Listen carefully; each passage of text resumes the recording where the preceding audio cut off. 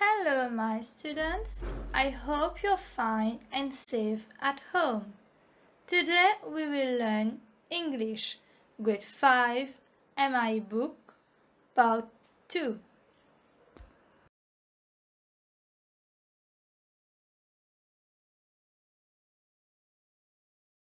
Page 10.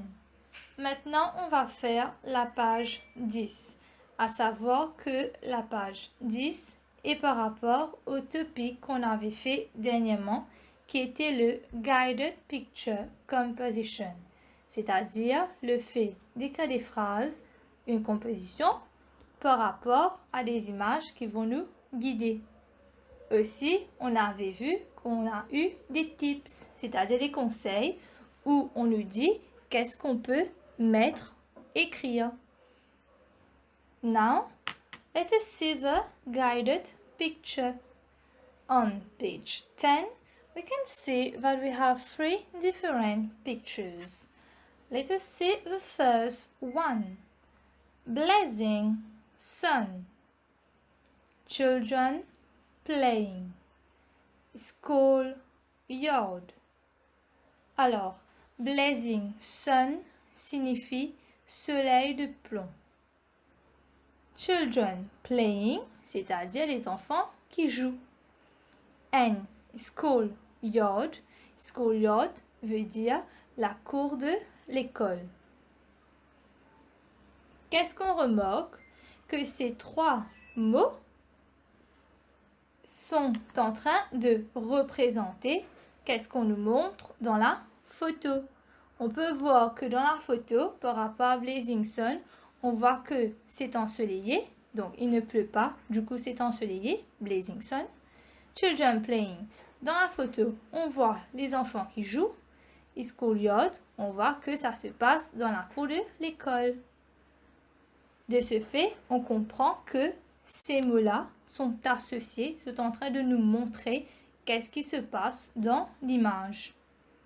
Let us see the second picture. Torrential rain.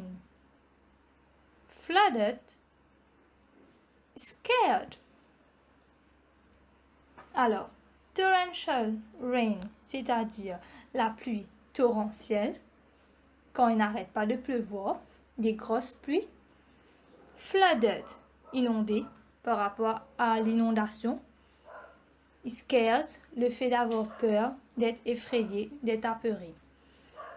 Qu'est-ce qu'on remarque ici? C'est que l'image est différente de la première photo. C'est-à-dire ici, on n'a plus de blazing sun, c'est torrential rain. Let us see the third picture.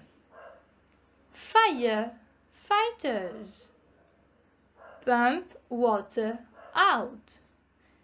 And the last word is leave school.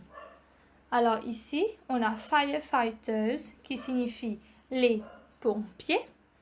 Firefighters, les pompiers.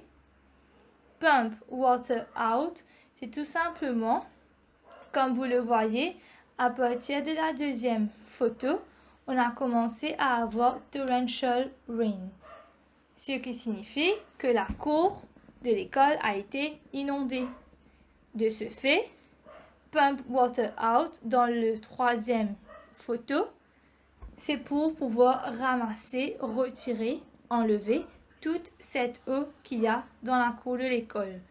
Comme vous le voyez, dans la troisième photo, on a une petite machine en rouge et un genre de tuyau qui est en gris. C'est le pump water out afin de pouvoir enlever, retirer toute cette eau qui se trouve dans le school yard.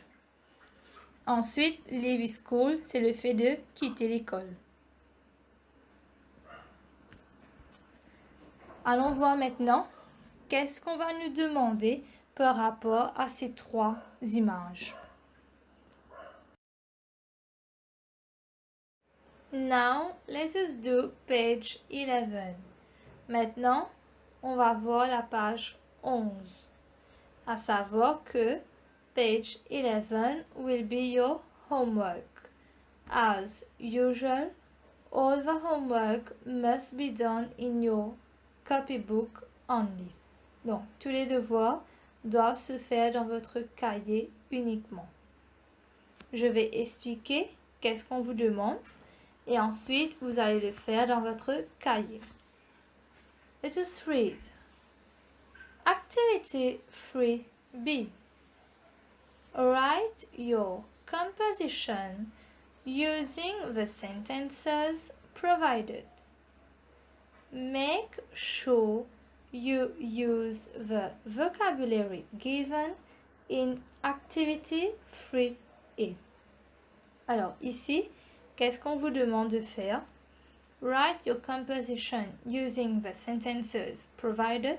Il faudra maintenant, vu qu'on a déjà vu les images, on a vu les conseils, maintenant, il faut écrire la composition, c'est-à-dire plusieurs phrases. Qu'est-ce que vous allez faire ici? Afin de pouvoir écrire votre composition, you have to use the sentences provided. C'est-à-dire, il faudra se servir, comme vous le voyez ici, on a 3 phrases ci-dessous qu'on vous a données. Donc, il faudra utiliser ces 3 phrases-là pour écrire votre composition. Make sure you use the vocabulary given in Activity 3A. On vous dit aussi que par rapport à Activity 3A, c'est-à-dire les images qu'on a vues à la page 10, il faudra utiliser ces vocabulaires-là. Les vocabulaires, c'est-à-dire les mots qu'on vous a donnés dans les images. For example, we have torrential rain, blazing sun, children playing, schoolyard, and so on. Donc, tous ces mots qu'on vous a donnés à la page 10 dans les images, il faudra les utiliser ici à la page 11 afin de pouvoir faire les phrases et d'écrire votre composition. Allons voir. It was a normal school day. Donc là, votre composition commence par c'était un jour d'école normal. Donc tout était normal. Ensuite, pour les lignes, il va falloir maintenant faire vos phrases par vous-même.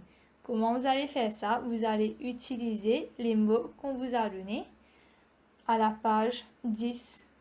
Comme je l'ai dit, on a blazing sun, children playing, schoolyard. Pour la première photo à la page 10, vous allez utiliser les 3 mots qu'on vous a donnés pour pouvoir écrire ici les phrases. Bien sûr, ce n'est pas nécessaire de remplir toutes les lignes, mais il faudra savoir qu'il faudra utiliser tous les mots. Let us see the second sentence. Deuxième phrase. Suddenly, the weather changed and everybody became very anxious.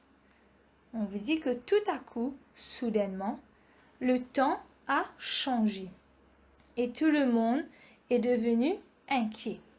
Became very anxious. Donc, par rapport à l'idée qu'on vous donne ici, il va falloir continuer la composition en utilisant les mots qu'on trouve pour la deuxième image à la page 10, c'est-à-dire torrential rain, flooded, scared. Utilisez ces mots-là pour pouvoir écrire votre composition ici. Maintenant, ça continue. Votre composition continue. The third sentences, excusez-moi. The third sentences. Donc, troisième phrase, on vous dit The pupils were reassured when they heard the sound of a siren.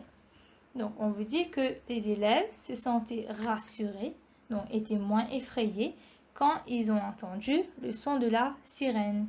Donc, le son de la sirène, c'est-à-dire quand les pompiers sont venus. Ici, il va falloir utiliser les mots qu'on vous a donnés dans la troisième photo, c'est-à-dire firefighters, pump water out, leave school. Alors, je vous redis, ici, pour le Activity 3B, on vous donne 3 phrases et ensuite les tirer. Par rapport à ces 3 phrases-là, on peut dire que c'est 3 paragraphes, tout simplement. Donc, à la page 10, on a 3 images et ici, on a 3 phrases. À chaque fois que qu'on a les images et que ici les phrases commencent, par exemple, It was a normal school day, ce sera par rapport à l'image numéro 1. Vous allez utiliser uniquement les mots de l'image numéro 1. Pour deuxième, à la page 11, on nous dit Suddenly the weather changed and everybody became very anxious. Donc ici, il faudra utiliser uniquement les mots qui se trouvent dans l'image numéro 2 à la page 10. Torrential rain, flooded and scared. Troisième, the pupils were reassured when they heard the sound of a siren. Donc ici, pour la troisième phrase, il va falloir utiliser uniquement les mots qui se trouvent pour l'image numéro 3, c'est-à-dire firefighters, pump water out and leave school. Chaque image correspond à les phrases ici. Donc numéro 1, c'est pour l'image numéro 1. Phrase numéro 2, c'est pour l'image numéro 2. Et phrase numéro 3 sera pour l'image numéro 3.